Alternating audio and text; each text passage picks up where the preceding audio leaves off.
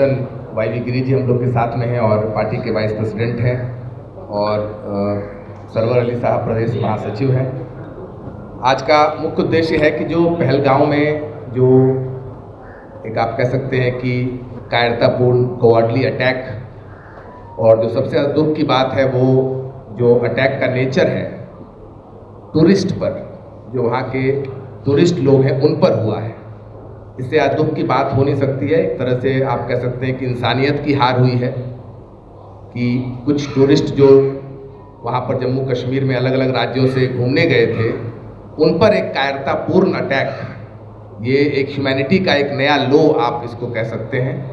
और जनसुराज इसकी पूरी निंदा करता है और निंदा के साथ साथ जिन परिवारों ने अपने परिजनों को खोया है उनके प्रति संवेदना और उनके साथ पूरी तरीके से खड़ा है और बिल्कुल ये निवेदन करता है कि इस पर जल्द से जल्द जो इसके पीछे हैं उनको दंडित किया जाए, उनको खोजा जाए, उस पर कार्रवाई किया जाए। तब तक ये मरहम जो है वो जिन परिवारों के साथ ये घटना घटित हुई है उन पर नहीं हो पाएगा।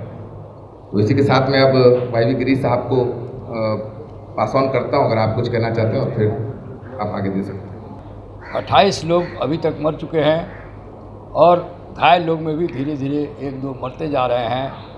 जनसुराज की संवेदना, जनसुराज के सदस्यों की संवेदना है परिवार के साथ, और लोगों से निवेदन करती है, लोग पार्टी निवेदन करती है कि सरकार को जो भी हुआ है इसमें मदद कीजिए, लोग कोऑपरेट करें, इसका इन्वेस्टिगेशन हो और जल्द से जल्द जो कल्प्रिट लोग हैं उनको एजेंसियां पकड़ के जस्टिस के सामने लाएं, उनको सज़ा दिलवाएं।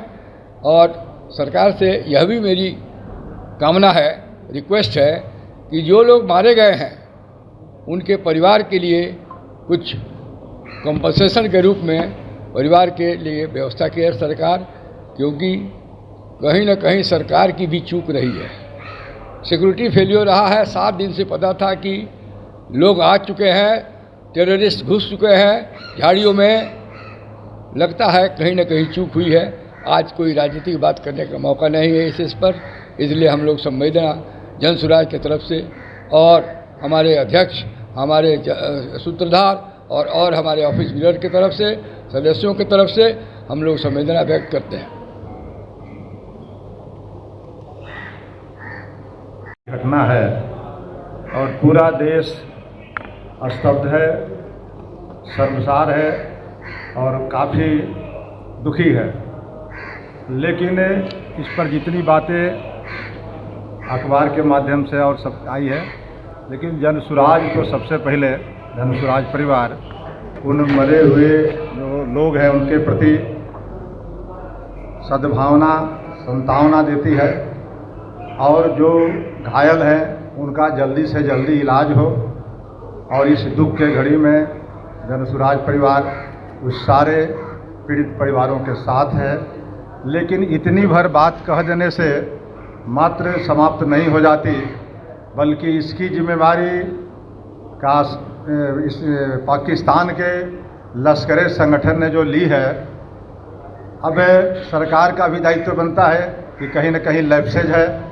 पहला लैप्सेज तो है इंटेलिजेंस का, कि आखिर खुफिया विभाग भारत सरकार के अधीन है तो क्या कर रही थी, जब 7 दिनों से आतंकी इस हिंदुस्तान के वैसे प्रदेश में घुसे हुए थे जिस प्रदेश का टूरिस्ट प्लेस के रूप में हिंदुस्तान और कश्मीर के मैप पर जाना जाता है। उसको मिनी स्विट्जरलैंड कहते थे लोग। पिछले बार का आप रिकॉर्ड देखेंगे तो लगभग 2 करोड़ 24 लाख लोगों ने कश्मीर में टूरिस्ट के रूप में वहाँ यात्रा की है और वो कश्मीर का एक बहुत बड़ा आय का जरिया है। तो धीरे धीरे कश्मीर नॉर्मल हो रहा था, लेकिन आज ये घटना ने पूरे भारत को हिला के रख दिया है। ऐसे परिस्थितियों में मैं तो ये कहना चाहूँगा कि आखिर धारा 370 जब हटी तब फिर इस घटना की पुनरावृत्ति क्यों हुई। दूसरी बात कि या तो अमित शाह जी भारत के गृह मंत्री ऐसी घटनाओं की जिम्मेवारी लेते हुए इस्तीफा दें, और अगर इस्तीफा नहीं देते हैं तो इनको हिम्मत है 56 इंच के सीना वाले प्रधानमंत्री के साथ अगर खड़े हैं वास्तव में, तब पाकिस्तान पर इसका मुंह तोड़ जवाब देना चाहिए। और अगर दोनों ये काम नहीं करते हैं तो वही फिर बात आएगी सामने लिपापोती की, जो इन लोगों का पुराना रवैया रहा है। इसलिए मैं इस घटना का घोर निंदा करता हूं और जनसुराज भी उसे पीड़ित परिवारों के साथ। साथियों ने कहा वाकई जो घटना हुआ है, कायरतापूर्ण आतंकवादी हमला हुआ है, उसमें पूरी जनसुराज पार्टी घोर निंदा करती है और जिन परिवारों के लोगों ने खोया है उसके प्रति हम लोग बराबर उनके दुख में हम लोग बराबर शरीक हैं। और मुझे ऐसा लगता है कि सरकार इस पे जितनी कड़ी से कड़ी सबसे पहले जांच हो और जांच करके कड़ी से कड़ी सजा दी जाए, ताकि फिर 7 जन्मों तक लोग इस तरह का कार्य करने में 7 बार सोचें, 10 बार सोचें, 100 बार सोचें कि हम क्या करने जा रहे हैं। और मुझे कहने में कोई गुरेज नहीं है कि चाहे जिस प्रकार के लोग हैं, जहाँ के लोग हों, पाकिस्तान के हों, जहाँ के इस तरह की इंसानियत, किसी धर्म, किसी लोग जो अच्छे लोग हैं, जो धर्म के मानने वाले भी लोग हैं, इसको इजाज़त नहीं देती है। जितने भी धर्म हैं, जितने भी धार्मिक किताबें हैं, सब इंसानियत के बाद ही है। सबसे पहले इंसानियत है और इंसानियत को जो शर्मसार करने वाले लोग हैं वो आतंकवादी जो भी है वो हैवान से बदतर है और उनको कड़ी से कड़ी सजा मिलनी चाहिए। घटना घटी है कश्मीर में, उसके संवेदना हम लोग व्यक्त करते हैं जनसुराज पूरी परिवार की तरफ से। लेकिन अभी 1-2 बात और मैं कहना चाहूँगा इससे हट के। वो बात ये है, इसलिए कहना पड़ रहा है कि हमारी Jan Suraaj party rule of law में विश्वास करती है। जनसुराज पार्टी का पहला मकसद है कि जो कानून का राज भारत में स्थापित है उसको और मजबूत किया जाए। संविधान में 3 विंग बनाए हुए हैं, एक है जुडिशरी, एक है एग्जीक्यूटिव और एक है विधानपालिका, जिसको लेजिस्लेचर कहते हैं। सबका फील्ड संविधान में बटा हुआ है, अलग है। संविधान के रचयिता खासकर अम्बेडकर, डॉक्टर राजेंद्र प्रसाद और अन्य विद्वान, जो विद्वानों का कॉन्स्टिट्यूएंट असेंबली में विद्वानों का जखेड़ा था, सब लोगों ने जो मिल के संविधान बनाया, उसमें चेक्स एंड बैलेंस का थ्योरी लगाया। एग्जीक्यूटिव पर चेक्स रहेगा, जुडिशरी का, लेजिस्लेचर का भी लेजिस्लेटिव एक्ट जब तक संविधान के अनुकूल बन रहा है तब तक कोई हर्ज नहीं है।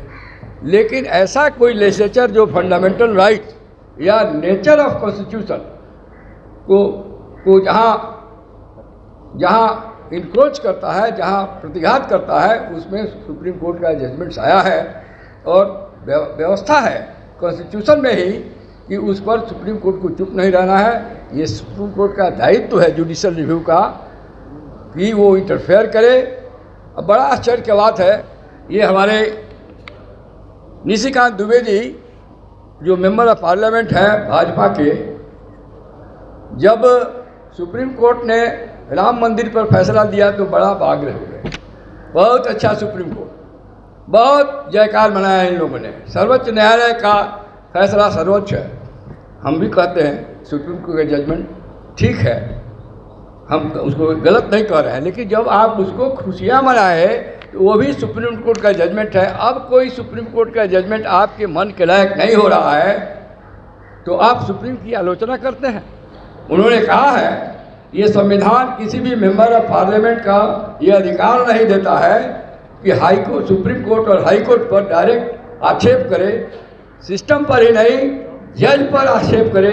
जज के बोले कि जस्टिस खन्ना ने ही ऐसा ऑर्डर पास कर दिया है कि लड़ाई छिड़ गई है, गृह विद्रोह हो गया। हमको तो कहीं गृह विद्रोह लगता नहीं है। विद्रोह उन लोगों को लग रहा है। आपको याद होगा इंदिरा जी के टाइम में भी जुडिशरी को मिनिमाइज करके इमरजेंसी लगा के फंडामेंटल राइट को सस्पेंड किया गया था। 3 सुप्रीम कोर्ट जज को सुपरसीड किया गया था। इंदिरा जी भी चाहती थी कि जुडिशरी को कंट्रोल में रखा जाए। अभी हमारी भाजपा सरकार को भी चाहती है कमिटेड जुडिशरी, ऐसा जुडिशरी जो वो लोग चाहते हैं वही फैसला दे। सुप्रीम संविधान के अनुसार सुप्रीम कोर्ट को इंडिपेंडेंट स्वतंत्र रहना है और मेरिट्स ऑफ द इश्यू पर अपना व्यू देना है। जहां जो दोषी पाया गया और जिसके हक में फैसला करना हुआ सुप्रीम कोर्ट करता रहा है। ये जो दुबे जी जो हैं उन्होंने ओथ लिया है जो पार्लियामेंट में, ओथ को ब्रीच किया है उन्होंने। ओथ में कहा जाता है कि allegiance to the constitution. Constitution का मतलब है आर्टिकल 141, 142, 143, 144। ये कहता है कि सुप्रीम कोर्ट के आदेश का सभी आदर करेंगे। सुप्रीम कोर्ट का जज का कोई आलोचना नहीं करेगा। जजमेंट को हेल्दी क्रिटिसिज्म आप कर सकते हैं, लेकिन किसी जज को व्यक्तिगत रूप से आप नहीं आलोचना कर सकते। ये परमिट नहीं है। ये संविधान आर्टिकल 32 कहता है कि जहाँ भी फंडामेंटल राइट का इंक्रोचमेंट होगा, चाहे वो लेजिस्लेचर के द्वारा हो, चाहे वो एग्जीक्यूटिव के द्वारा हो, यह दायित्व तो बनता है। कोई यदि याचिका लेके जाता है सुप्रीम कोर्ट में तो सुप्रीम कोर्ट सोच के इसको जरूर डिसाइड करे। ये लोग संविधान को समझ नहीं पा रहे हैं, या संविधान को समझ के संविधान को तोड़ मरोड़ करना चाहते हैं। अम्बेडकर के ये लोग कहते हैं कि अम्बेडकर के इधर कहने लगे हैं कि हम लोग अम्बेडकर के फॉलोअर हैं। अरे क्या फॉलोअर हो? अम्बेडकर ने आर्टिकल 142, 141 बनाया, सुप्रीम कोर्ट को पावर दिया सुप्रीम, और हमारे वाइस प्रेसिडेंट कहते हैं कि ये आर्टिकल 142 को मिसाइल की तरह इस्तेमाल किया जाता है।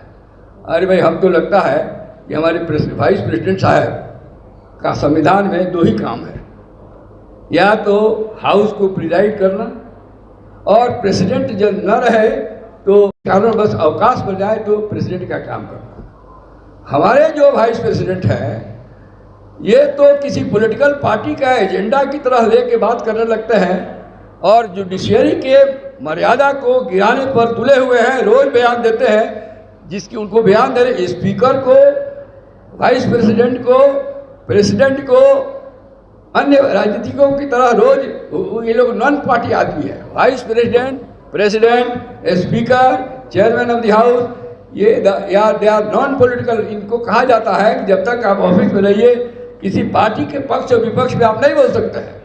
लेकिन हमारे वाइस प्रेसिडेंट, मैं वाइस प्रेसिडेंट को बहुत क्लोजली जानता हूँ। ये वकील थे, पटना में भी आए थे बहस करने एक केस में, जब गवर्नर होने के पहले। तो इन्होंने बहस किया, बहुत कोई खास एक्स्ट्राऑर्डिनरी एवरेज, गुड एवरेज, लेकिन उसके बाद वो गवर्नर बना दिए गए। गवर्नर बन के उन्होंने जितना ज़्यादा कॉन्स्टिट्यूशन का वायलेशन वेस्ट बंगाल में किया। हम ममता बनर्जी का ब्रीफ नहीं लिए हुए हैं, ममता बनर्जी को सपोर्ट नहीं करते। ममता बनर्जी भी बहुत सा गैरकानूनी काम करती है, लेकिन हमारे धनखड़ जी जितना constitutional violation as a governor उन्होंने किया, उतना कोई गवर्नर किसी प्रदेश का गवर्नर नहीं किया है। हमारा गवर्नर बिहार का तो बहुत अच्छे है, एजुकेटेड है, वो इंटरफेरेंस नहीं करते हैं, हाईली लर्नेड आदमी है, ये थोड़ा अलग है। लेकिन धनखड़ जी गवर्नर जब थे, और हुआ क्या इसका, उनके सारे अनकॉन्स्टिट्यूशनल के काम का रिवार्ड मिला, उनको वाइस प्रेसिडेंट बना दिया गया। अब वाइस प्रेसिडेंट बन के वो अनकॉन्स्टिट्यूशनल स्टेटमेंट रोज देते हैं। कहीं ना कहीं उनके मन में जिज्ञासा है कि जब हम कॉन्स्टिट्यूशन के खिलाफ बंगाल में काम किए तो हम वाइस प्रेसिडेंट हो गए, तो यहाँ भी कॉन्स्टिट्यूशन के खिलाफ, सुप्रीम कोर्ट के खिलाफ बोलेंगे तो हो सकता है कि हम अगला राष्ट्रपति बना दिए जाएं।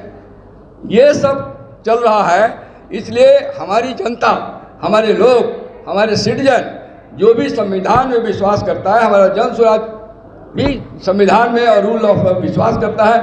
कोई भी आदमी संवैधानिक व्यवस्था को बिगाड़कर, जुडिशरी के मर्यादा को गिराकर बयान देता है या ऐसा कार्रवाई करता है, उसको हम लोग कंडेम करते हैं। इतना ही नहीं, अब तमिलनाडु के गवर्नर को देख लीजिए, रवि जी को। उन्होंने क्या किया कि 4 बरस, 5 बरस, 6 बरस, 3 बरस, 4 बरस से जो बिल पास हो गया है, तो आप गवर्नर है, इलेक्टेड बॉडी नहीं है। आप अमेरिकन प्रेसिडेंट भी नहीं है जिसको पॉकेट वीटो का पावर आता है, क्योंकि अमेरिकन प्रेसिडेंट तो डायरेक्टली चुन के आता है, आप तो चुने नहीं जाते हैं, आप नॉमिनेटेड आदमी हैं। आप पीपुल के द्वारा, लेजिस्लेचर के द्वारा हाउस में पास बिल को आपको रखने का कोई अधिकार नहीं है। 4-4 बरस से विल ऑफ द पीपुल जो बिल पास हो गया आया, उस पर उन्होंने बिल दस्तखत नहीं किया। दस्तखत नहीं किया तो क्या पब्लिक विल ऑफ पीपुल को छोड़ दिया जाए? सुप्रीम कोर्ट ने इसीलिए इंटरफेयर किया और कहा कि आपने तो 4 साल, 3 साल, 5 साल से ये बिल रखा गया है, वो डीम टू हैव बीन एसेंटेड, वो बिल एक्ट हो गया। सुप्रीम कोर्ट ने आर्टिकल 142 उसको पावर है, उन्होंने ऑर्डर कर दिया और आगे भी कहा कि ज़्यादा दिन इस पर सोइए मत। अब बात क्या हो गया है, पहले गवर्नर बाहर होते थे बड़ा डिग्निफाइड लोग, पढ़े लिखे, हाईली एजुकेटेड, जैसे अभी बिहार के गवर्नर अपवाद स्वरूप है, लेकिन बाहर में अब क्या हो गया है कि जो रिजेक्टेड पॉलिटिशियन है, जिसको कोई जगह नहीं मिल रहा है और बीजेपी का या उनके समर्थन पार्टी का आदमी है, उसको गवर्नर बना दिया जाता है। तो उनसे कॉन्स्टिट्यूशनलिटी आप नहीं एक्सपेक्ट कर सकते हैं। इसीलिए हमारा कहना है, और एक दिन आएगा कि लोग आवाज़ उठाएंगे कि गवर्नर का पोस्ट ही अबॉलिश कर दिया, ये रिडंडेंट पोस्ट है, ये सेंट्रल के एजेंट कोई बहुत औचित्य नहीं है, इस पर डिबेट होना चाहिए, इस पर विचार होना चाहिए। तो ये सब जो लीगल इशू है हम रेज किए हैं। अब जैसे बिहार में भाजपा में रूल ऑफ लॉ में विश्वास नहीं करती है। इसका कारण है, पहला इसी कारण से बिहार में भाजपा का कोई ऐसा नेता नहीं पैदा हुआ है जो पूरे बिहार को लेके चल सके। एक सुशील मोदी थे, बहुत अच्छे नेता थे, उनके मरने के 3-4 साल पहले भाजपाइयों ने बिहार के और केंद्र से मिली से उनको दूध की मक्खी की तरफ निकाल दिया। वैसे ही हमारे लोकल एमपी हैं रविशंकर जी, बहुत विद्वान थे, बहुत कॉन्स्टिट्यूशनल बात करते थे, लॉ मिनिस्टर थे। तो जहाँ संविधान की बात करिएगा, जहाँ कॉन्स्टिट्यूशनल बात करिएगा, उनको भी हटा दिया गया। अब वो कहीं के नहीं है, कुछ भी नहीं है, उनको हटा दिया गया। वैसे ही राजीव प्रसाद रूढ़ी हैं, बड़े ही काबिल आदमी हैं, पर बिहार से पार्लियामेंट के मेंबर, तो उनको भी कहीं नहीं रखा गया है। तो बिहार के भाजपा की स्थिति ये है कि जो एवरेज है, जो रूल ऑफ लॉ नहीं समझता है, और जो चाणक्य गुजरात से ले आके इलेक्शन कराता है, उसी को ये लोग बढ़ावा देते हैं। जो रियल टैलेंटेड आदमी है वो भाजपा भी नहीं यहाँ बढ़ने देती है। तो मेरा इतना ही कहना है कि हमारी जनता जो सुप्रीम कोर्ट पर जो उंगली उठा रहे हैं श्री निशिकांत दुबे और हमारे honourable vice president of India, ये अच्छा नहीं कर रहा है, इसको जनता बर्दाश्त नहीं करेगी। और निशिकांत दुबे ने जो सुप्रीम कोर्ट पर अटैक किया, जुडिशरी पर अटैक किया, इसीलिए ये लोग झारखंड में चुनाव हार गए, भाजपा हार गई। ये बात उनको समझना चाहिए कि जो ये बड़बोलापन उनका है, उसी बड़बोलापन के चलते उनकी पार्टी झारखंड में हारी है। तो मैं इतना ही कहूँगा, ये जो भारत का संविधान है ये सर्वोपरि है। इसी संविधान से पार्लियामेंट बना है, it is a product of this constitution. इसी कॉन्स्टिट्यूशन से जुडिशरी बना है, इसी कॉन्स्टिट्यूशन के तरह this is the mother document. Parliament sovereignty है, सब्जेक्ट टू जुडिशियल रिव्यू। तो संविधान की जो व्यवस्था है, इसको और सुप्रीम कोर्ट को डिमोलाइज करने का प्रयास न किया जाए। इंडिपेंडेंस ऑफ जुडिशरी प्रजातंत्र के लिए बहुत आवश्यक है, इसको होना चाहिए। और जो लोगों ने ओथ को ब्रीच करके जुडिशरी को क्रिटिसाइज किया है, उन पर कानूनी कार्रवाई होनी चाहिए। बहुत आप लोग कोई सवाल है? कोई सवाल? सर, उस बयान के बाद कल वाइस प्रेसिडेंट ने फिर बोला है कि संसद ही मेन अथॉरिटी है, संसद के ऊपर कुछ। अरे संसद अथॉरिटी तो है, कौन कहता है? संसद अथॉरिटी है, लेकिन संसद भी एक कॉन्स्टिट्यूशन से बाउंडेड है। संविधान के जो प्रधान है, संसद का लॉ को सुप्रीम कोर्ट का बेंच टेस्ट कर सकता है कि ये वैलिड लॉ है कि नहीं है। संसद का लॉ जो पास हुआ है, क्या फंडामेंटल राइट को तोड़ता है, क्या मानवाधिकार को तोड़ता है? क्या मान लीजिए पार्लियामेंट से लॉ पास हो जाए कि हिंदुस्तान सेकुलर स्टेट नहीं रहेगा, पास करने मेजोरिटी है, तो क्या सुप्रीम कोर्ट बैठा रहेगा? वो लॉ यदि बनेगा तो पार्लियामेंट कॉन्स्टिट्यूशन के स्पिरिट और लेटर दोनों के खिलाफ होगा। तो इसमें आर्टिकल 32 और 142 में ये सुप्रीम कोर्ट का दायित्व बनता है। They are guardian of the constitution.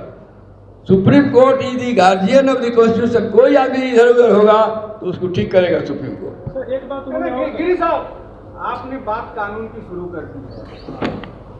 हर व्यक्ति को कानून का अधिकार है ना जजमेंट पाने का, है ना? ऋषिकांत दुबे ने कोई बात कही, बड़ी कड़वी लगी, ठीक है ना? आप लोग जब तारीख पे तारीख, दोनों एक चीज नहीं, आप तो ऐसे ही तारीख की बात, वो बात नहीं है। तारीख से तारीख में कोई जुडिशल की गरिमा की बात, वो आप इरिलेवेंट क्वेश्चन कर रहे हैं। क्वेश्चन रिमेन है कि क्या किसी को सुप्रीम कोर्ट जुडिशल सिस्टम को अटैक करने का अधिकार कॉन्स्टिट्यूशन दिया है? उन्होंने तो इतना भी कहा है कि पार्लियामेंट और असेंबली को बंद कर देना चाहिए। क्या कोई बंद कर सकता है?